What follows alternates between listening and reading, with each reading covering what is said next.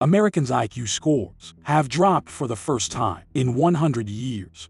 Are Americans getting dumber? Yes and no. The recent findings are certainly worrying, but to understand them, we need to look deeper. Researchers from Northwestern University did a study. They found what they call a reverse Flynn effect. The Flynn effect refers to increases in IQ scores. It's been observed globally from 1932 through the 20th century. On average, IQ scores grew by 3 to 5 points every decade. But in the US, the trend seems to have reversed itself. Between 2006 and 2018, IQ scores dropped. The drop was found in 3 out of 4 cognitive domains. The good news, scores of 3D rotation increased. This is the domain of spatial reasoning. The bad news pertains to the remaining 3 measures of intelligence.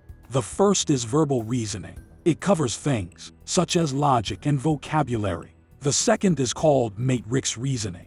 It's got to do with visual problem solving and analogies. Finally, the third domain is letter and number series. That's basically computational and mathematical skills.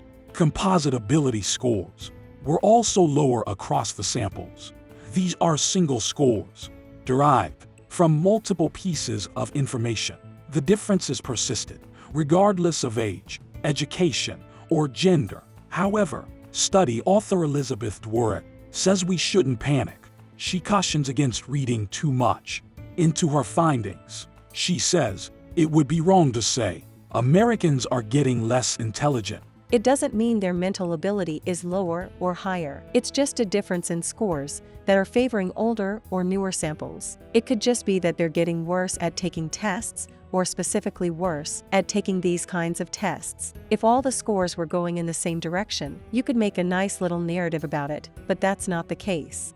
The study was based on the Synthetic Aperture Personality Assessment Project. It's a free survey-based online personality test. Survey responses were analyzed from 394,378 Americans. The project was in effect based on pure statistical analysis. It did not attempt to determine the reason for the decline in IQ scores. Of course, there are still theories. They range from poor nutrition to lower education standards. Gadgets are also mentioned regularly. The researchers are already designing a new study to test them. Dworak offers another unexpected theory. She says the falling scores may have been caused by a change in values. If you're thinking about what society cares about and what it's emphasizing and reinforcing every day, there's a possibility of that being reflected in performance on an ability test. One example is the current emphasis on STEM education.